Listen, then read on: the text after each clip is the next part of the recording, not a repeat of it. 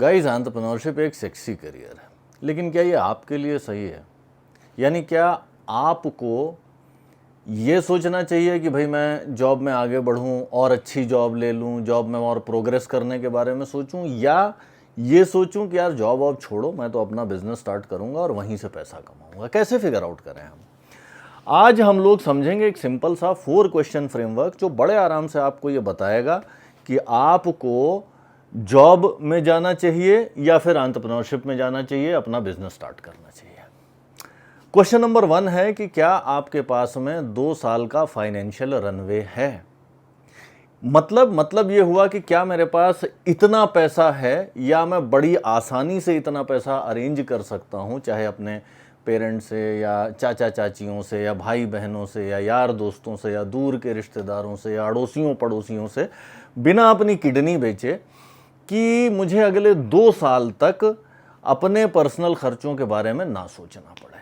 मुझे ये ना सोचना पड़े कि मेरा अगले महीने का रेंट कहाँ से जाएगा, मुझे ये ना सोचना पड़े कि अगले महीने का बिजली का बिल कैसे मैं चुकाऊंगा, मुझे ये ना सोचना पड़े कि यार मैंने बाहर खाना खा लिया तो मेरा बजट बिगड़ गया, ये ना सोचना पड़े कि मेरी बाइक में या मेरी कार में पेट्रोल कैसे भरेगा, ये ना सोचना पड़े कि अगर मुझे कंप्यूटर ख़रीदना है और जितनी मेमोरी या रैम या प्रोसेसिंग पावर का कंप्यूटर मुझे चाहिए वो तो मेरे बजट के बाहर है, इसलिए चलो मैं छोटा वाला ख़रीद लेता हूँ।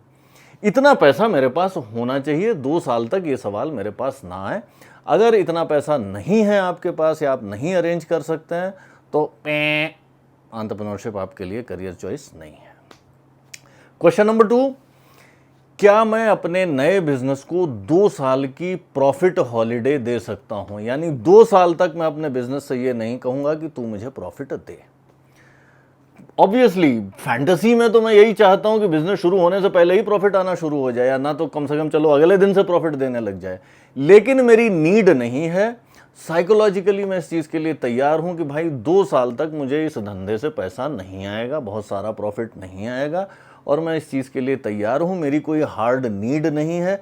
2 साल तक बिजनेस अगर प्रॉफिट नहीं देता है तो ऐसा नहीं होगा कि कयामत आ जाएगी। 2 साल का प्रॉफिट हॉलिडे क्या मैं अपने बिजनेस को दे सकता हूं? 2 साल तक मैं उसे शील्ड कर सकता हूं। इसको थोड़ा ऐसे भी समझिए कि जब एक छोटा बच्चा होता है उसको भी हम शुरू के 25 साल फाइनेंशियल रिस्पॉन्सिबिलिटी से शील्ड करते हैं। हम उसको कहते हैं कि बेटा तू पढ़ लिख, अपना शरीर बना, अपना दिमाग बिल्ड कर, स्किल्स डेवलप कर, कॉम्पिटेंसीज डेवलप कर, नेटवर्क बना, दुनिया के बारे में अपनी समझ बना, उसके बाद पैसा कमाइयो। अब ऑब्वियसली अगर आप एक्सट्रीमली पुअर बैकग्राउंड से हैं या अंडर प्रिविलेज्ड सेक्शन से हैं तो आपको बचपन से ही पैसा कमाने जाना पड़ता है, कंपल्शंस इस तरह के होते हैं। उसकी वजह से क्या होता है उन बच्चों के साथ में कि भाई एजुकेशन ढंग से पूरी नहीं कर पाते, फोकस नहीं कर पाते, स्किल बिल्डिंग ढंग से नहीं हो पाती, नेटवर्क नहीं बन पाता, कॉम्पिटेंसीज नहीं बन पाती, उनकी फ्यूचर अर्निंग्स जो हैं वो सीवियरली कॉम्प्रोमाइज्ड हो जाती हैं। जितना वो बचपन में कमा पा रहे थे उतना ही वो कमा पाते हैं पूरी जिंदगी।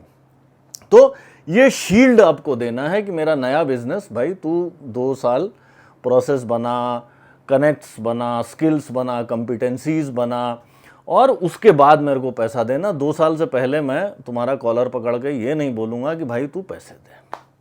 ओके।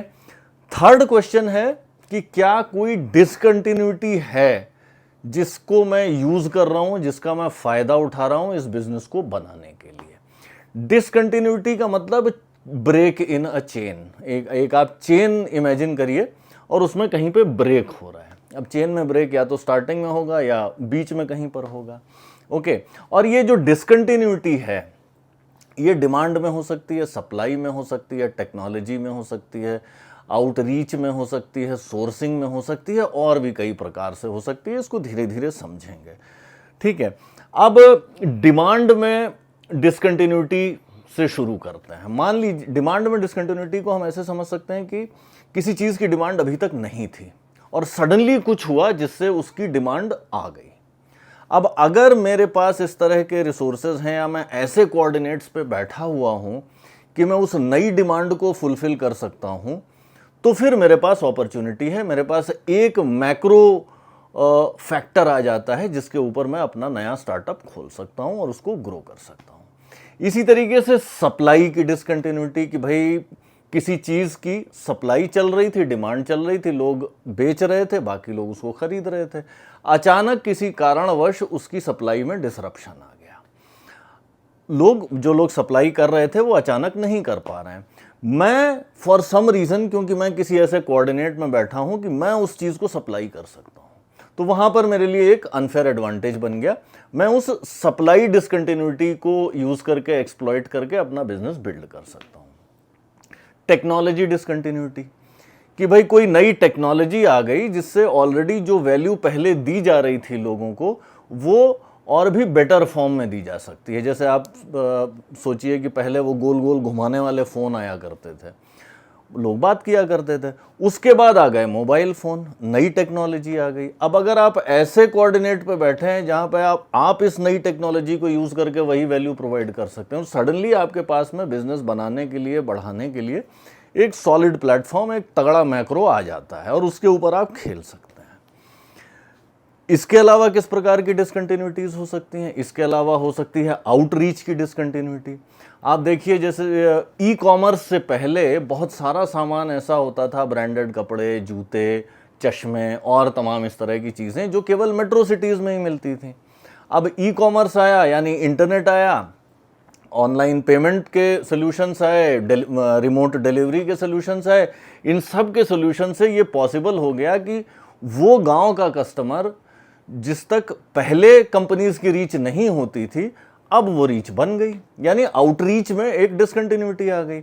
अमेज़ॉन जो ई कॉमर्स मेजर्स रहे हमारे, अब क्योंकि उन्होंने वो बिजनेस मॉडल पहले से परफेक्ट कर रखा था, उनके पास उस तरह की स्किल्स थी, ऑपरेशंस थे, लोग थे, प्रोसेसेस थे और ऑब्वियसली फाइनेंशियल रिसोर्सेज थे, तो उन्होंने इस आउटरीच डिसकंटिन्यूटी का बढ़िया से फ़ायदा उठाया कि भाई ये नई टेक्नोलॉजी जो है हमें नए आउटरीच खोल देती है, और इस डिसकंटिन्यूटी के ऊपर बैठ करके मैं अपना बिजनेस बिल्ड करूंगा।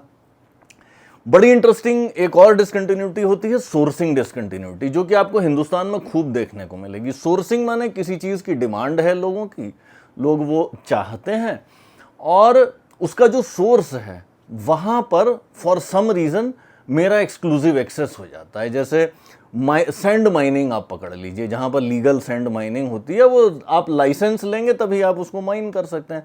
अब अगर मैं किसी तरह उस लाइसेंस को ले सकता हूँ, मेरा चाचा विधायक है या जो कुछ भी है, मैं अगर वो लाइसेंस ले सकता हूँ, तो सडनली मेरे पास एक डिसकंटिन्यूटी है, एक अनफेयर एडवांटेज है, जिसको यूज़ करके मैं अपना बिजनेस बिल्ड कर सकता हूँ। जो रेगुलेशन के द्वारा रेस्ट्रिक्टेड चीज़ें होती हैं कि भाई ये चीज़ें हर आदमी नहीं बेच सकता, केवल कोई आदमी बेच सकता है, तो जिसके पास उस चीज़ को बेचने का परमिट आ गया, वो उस डिसकंटिन्यूटी का फ़ायदा उठा करके वहाँ पे वो एक सॉलिड बिजनेस बिल्ड कर सकता है। तो डिसकंटिन्यूटी यूज़ करना बड़ा ज़रूरी है। अगर आप बिना डिसकंटिन्यूटी के या बिना किसी अनफेयर एडवांटेज के मैदान में कूद रहे हैं, तो फिर आप एसेंशियली बड़े थिन आइस पे स्केट कर रहे हैं, और बहुत ज़्यादा प्रोबेबिलिटी इस चीज़ की नहीं होती कि आप जो हैं वो बहुत बड़े स्केल तक पहुंच पाएंगे। और चौथा बड़ा इंपॉर्टेंट क्वेश्चन ये है कि आपका टेम्परामेंट कैसा है। दो ब्रॉड कैटेगरीज में मैं डिवाइड करूंगा।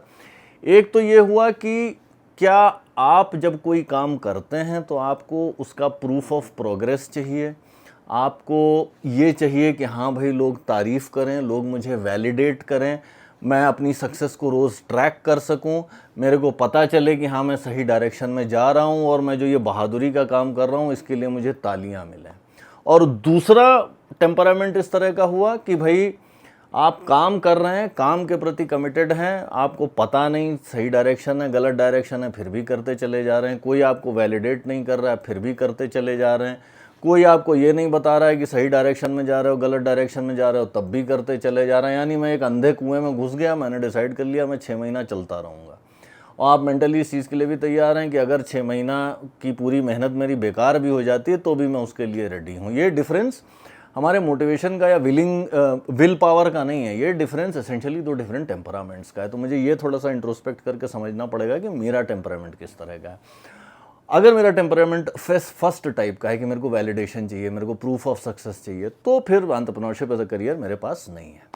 दोस्तों ये 4 क्वेश्चंस, नंबर 1 2 साल का फाइनेंशियल रनवे, नंबर 2 2 साल का प्रॉफिट हॉलीडे, नंबर 3 कौन सी डिसकंटिन्यूटी है जो मेरे साथ ऑपरेट कर रही है, जिसका अनफेयर एडवांटेज मेरे पास है। और नंबर 4, मेरा टेम्परामेंट क्या ऐसा है कि मैं 6 महीना काम करता रहूं, कोई वैलिडेशन नहीं है, कोई सर्टेनिटी नहीं है, कोई प्रोग्रेस ट्रैकिंग नहीं है, और हो सकता है कि वो 6 महीने की मेहनत बेकार हो जाए। क्या मैं उस चीज़ के लिए तैयार हूँ?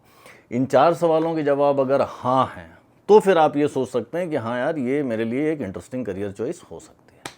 आज के एपिसोड में इतना ही, जल्दी मिलते हैं अगले एपिसोड में, तब तक के लिए बाय बाय।